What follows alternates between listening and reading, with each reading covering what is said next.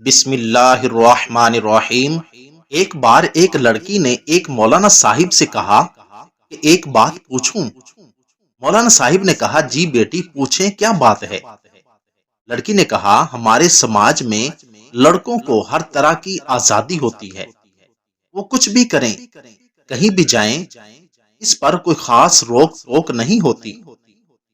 اس کے برعکس لڑکیوں کو بات بات پر روکا ٹوکا جاتا ہے، یہ مت کرو، وہ مت کرو، یہاں مت آؤ، وہاں مت جاؤ، گھر جلدی کیوں نہیں آئی، سارا دن کہاں گزارا ہے۔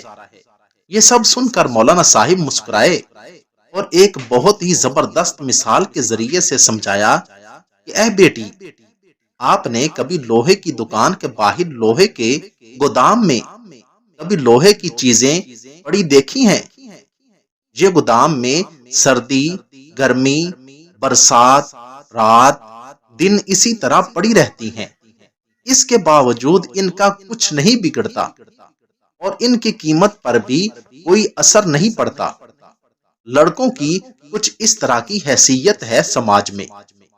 اسی طرح آپ نے سنار کی بھی دکان دیکھی ہوگی کہ سنار کے پاس ایک بڑی تجوری، اس میں ایک چھوٹی تجوری، اس میں رکھی چھوٹی سی سندر سی ڈبیا میں ریشم پر نزاکت سے رکھا گیا چمکتا ہوا ہیرا۔ لوہے کے ساتھ اتنا برا سلوک اور سونے ہیرے جواہرات کی اتنی قدر کیوں؟ کیونکہ سنار اور جوہری جانتا ہے کہ اگر ہیرے میں ذرا سی بھی خراش آ گئی تو اس کی کوئی قیمت نہیں رہے گی۔ اسلام میں بیٹیوں کی اہمیت بھی کچھ اسی طرح کی ہے، پورے گھر کو روشن کرتی ہیں، جلملاتے ہیرے کی طرح۔ ذرا سی خراش سے اس کے اور اس کے گھر والوں کے پاس کچھ نہیں بچتا۔ اور اسی طرح سے ہمارا دین بھی ہمیں یہی درس دیتا ہے۔ یہ وہ عورت ہے جسے اسلام سے پہلے زندہ درگور کر دیا جاتا تھا، گھر میں بیٹی کی پیدائش پر ماتم ہوتا تھا۔ اسلام سے قبل اسی لڑکی کو جسے اسلام نے مقام و مرتبہ عطا کیا ہے، رحمت کے بجائے زحمت سمجھا جاتا تھا۔ لیکن اسلام نے بیٹی کی پیدائش سے لے کر اس کی پرورش، اس کی تعلیم و تربیت، اس کا نکاح، ایک ایک موقع پر بڑی بڑی فضیلتیں رکھی ہیں۔ عورت کا معنی ہی چھپی ہوئی ہے، تو جو خود کو چھپا نہیں سکتی، پردہ نہیں کر سکتی، وہ خود کو عورت کہلانا چھوڑ دے۔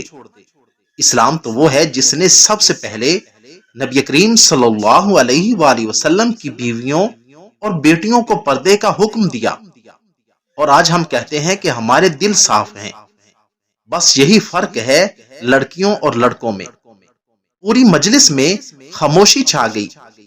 اس بیٹی کے ساتھ پوری مجلس کی آنکھوں میں چھائی ہوئی نمی صاف صاف بتا رہی تھی کہ لوہے اور ہیرے میں فرق کیا ہوتا ہے۔ آج ہر بیٹی کو سوچنا ہوگا کہ لوہا بننا ہے یا ہیرا۔ اللہ تعالی ہمیں دین کو سمجھنے اور اس پر عمل کی توفیق عطا فرمائے، آمین ثم آمین۔ اگر آپ کو میری یہ ویڈیو اچھی لگی ہو تو ویڈیو کو لائک، چینل کو سبسکرائب اور ساتھ دیے گئے بیل آئیکن کے بٹن کو ضرور دبا دیں۔ شکریہ، والسلام۔